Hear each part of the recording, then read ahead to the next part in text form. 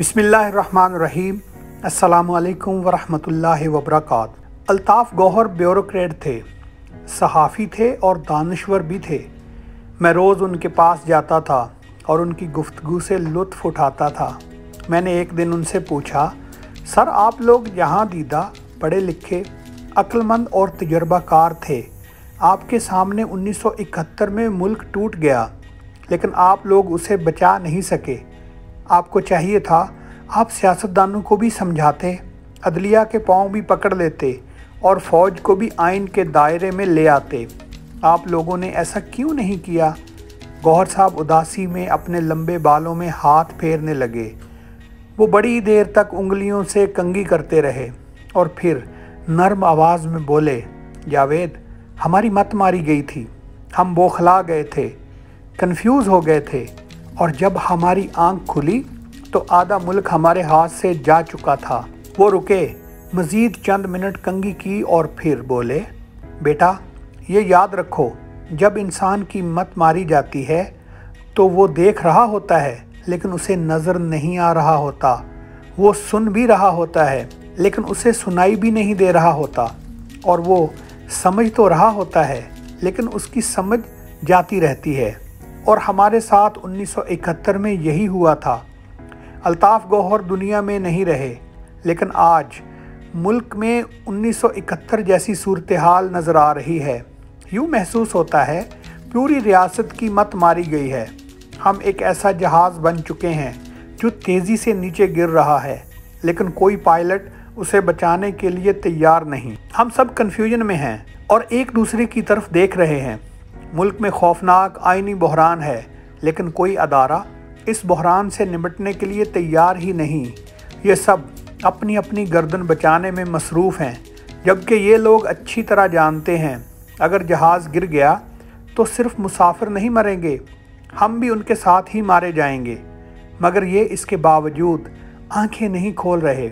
शायद मिन हैसल कौम हमारी मत मारी गई है। आप पंजाब को देख लें, ये 12 करोड़ लोगों का सूबा है। पूरे बर्र-ए-आज़म यूरोप में किसी भी मुल्क की आबादी 12 करोड़ नहीं। लिहाजा पंजाब अगर मुल्क होता तो ये दुनिया का 12वां बड़ा मुल्क होता, लेकिन इसमें 27 दिनों से कोई हुकूमत नहीं। उस्मान बुज़दार निगरान वज़ीर आला हैं, ये बेख्तियार हैं।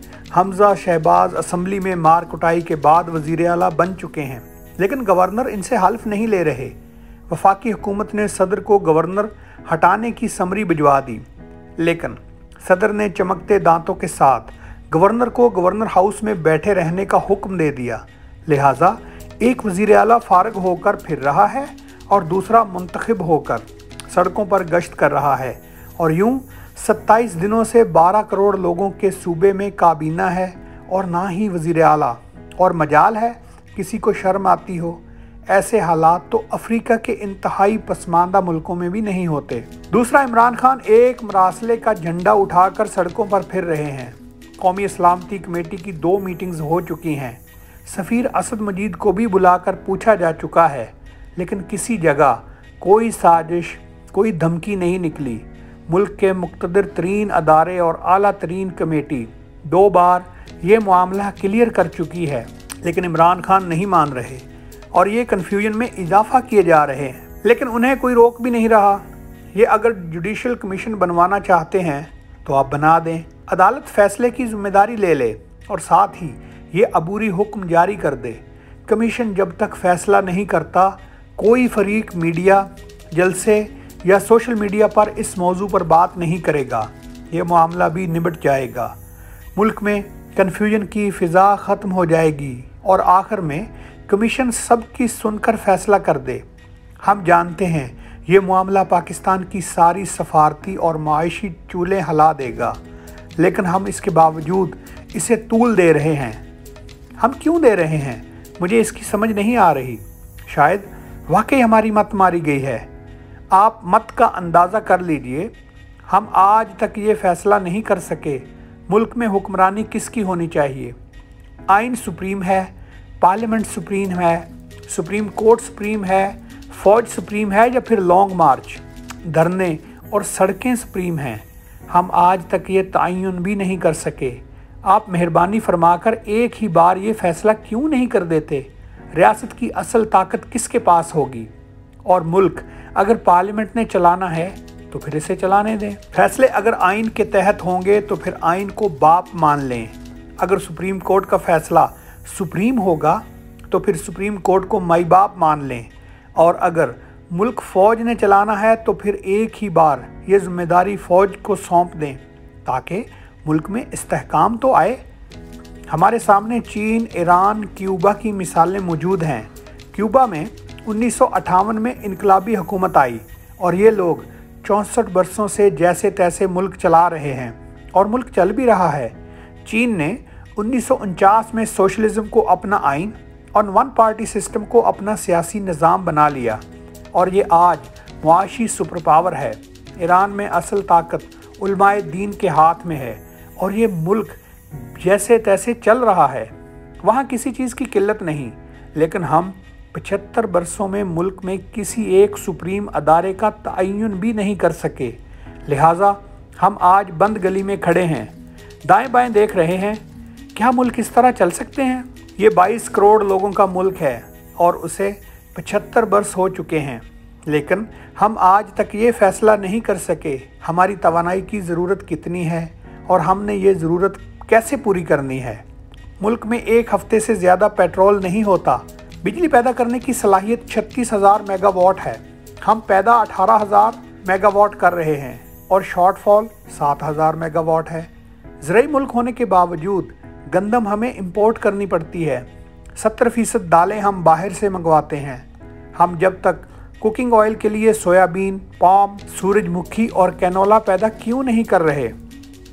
मुल्क में कुल 40 छोटे बड़े दरिया हैं, लेकिन हम पानी को भी तरस रहे हैं। सिविलाइजेशन 10,000 साल पुरानी है, मगर सयाह ना होने के बराबर हैं। दुनिया की 50 बुलंद तरीन चोटियों में से 19 पाकिस्तान में हैं, लेकिन कोह पैमा आते हैं तो हम उनके सर उतार देते हैं।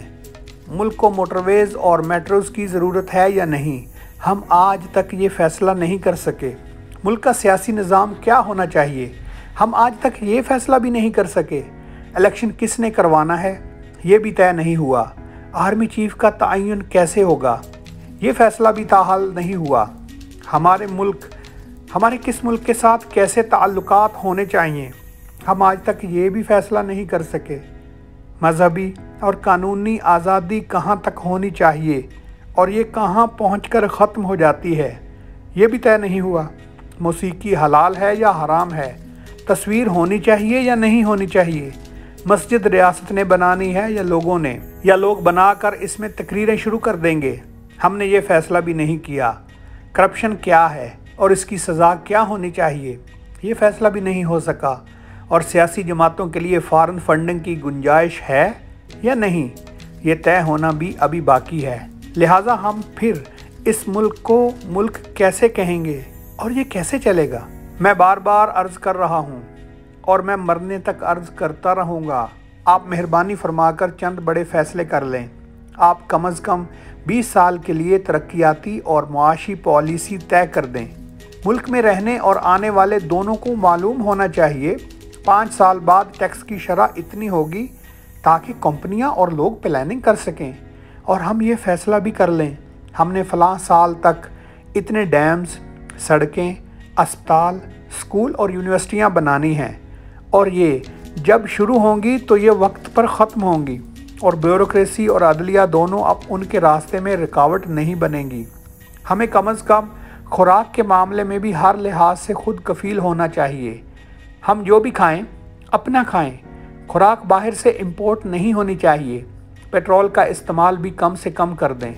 आप फैसला कर लें 2030 तक पाकिस्तान की तमाम गाड़ियां और मोटरसाइकिल इलेक्ट्रिक हो जाएंगी। आप तालीम को भी फ़नी तालीम पर शिफ्ट कर दें। 80% तालिब इल्मों को हुनर सिखाएं, डिग्री न दें। आप बेरोज़गारी पर पाबंदी लगा दें। मुल्क में 18 साल के बाद कोई शख्स बेरोज़गार नहीं होगा।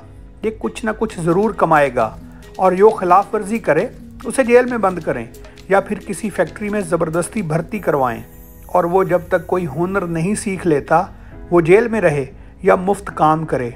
रियासत एक्सटेंशन पर पाबंदी लगा दे। कोई सरकारी मुलाजिम ख्वाह वो फरिश्ता ही क्यों न बन जाए, वो वक्त पर रिटायर्ड होगा और वो अपनी पोजीशन पर दोबारा तयनात नहीं हो सकेगा। सुप्रीम कोर्ट की तरह तमाम अदारों में सीनियर मोस्ट खामोशी से चीफ बन जाएगा। अदारों के सरबराहों की तयनाती का इख्तियार किसी के पास नहीं होना चाहिए।